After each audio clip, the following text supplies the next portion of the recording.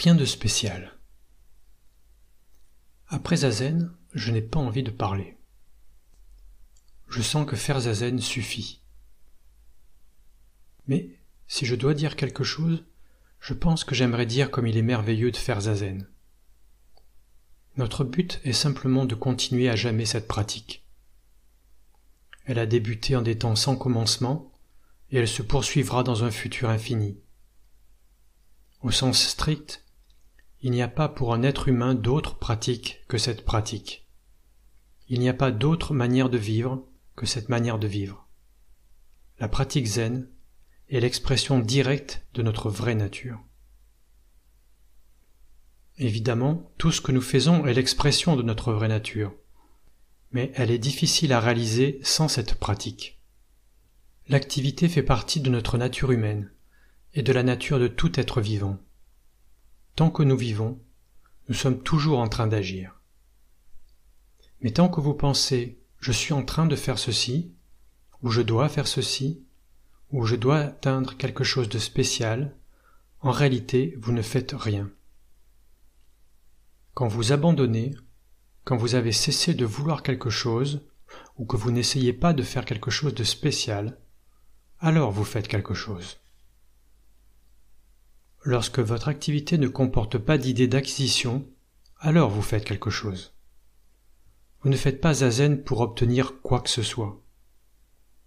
Vous avez peut-être l'impression de faire quelque chose de spécial, mais ce n'est en réalité que l'expression de votre vraie nature. C'est l'activité qui apaise votre désir le plus cher. Mais tant que vous pensez que vous pratiquez zazen pour obtenir quelque chose, ce n'est pas la vraie pratique. Si vous continuez chaque jour cette simple pratique, vous obtiendrez une puissance merveilleuse.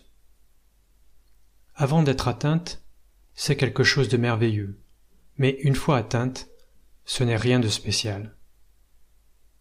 Ainsi dit un poème chinois. Je suis allé et je suis revenu. Ce n'était rien de spécial.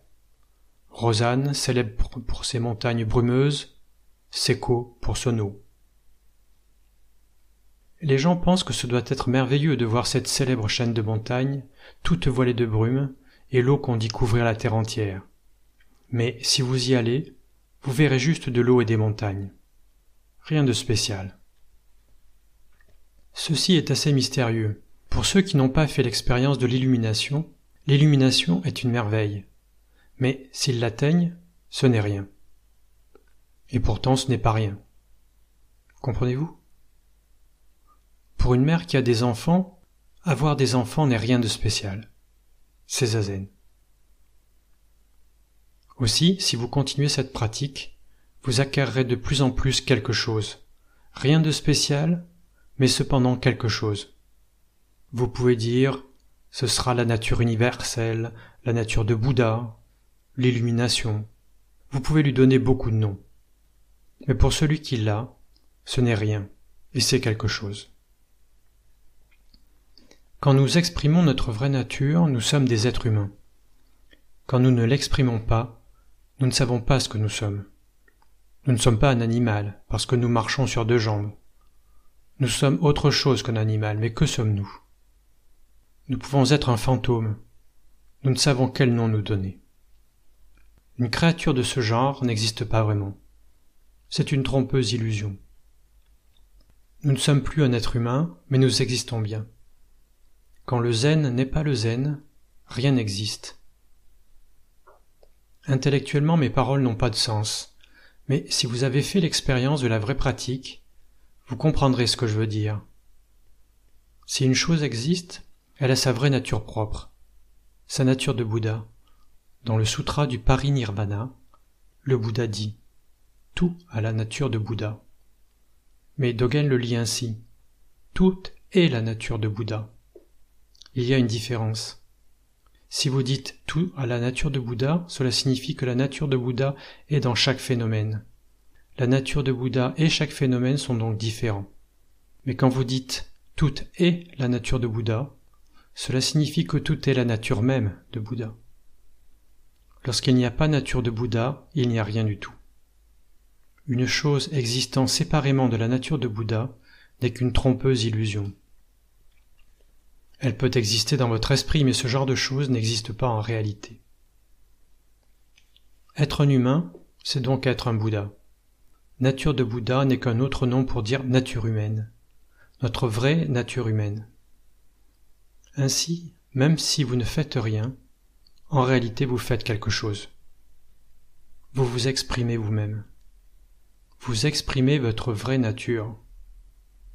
Vos yeux l'exprimeront, votre voix l'exprimera, votre attitude l'exprimera. L'essentiel est d'exprimer notre vraie nature de la manière la plus simple et la plus adéquate, et de l'apprécier dans le plus petit phénomène.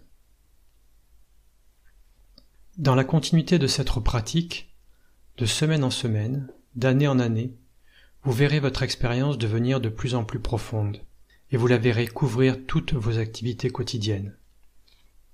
L'essentiel est d'oublier toute idée d'acquisition, toute idée dualiste. En d'autres termes, faites juste zazen dans une certaine position.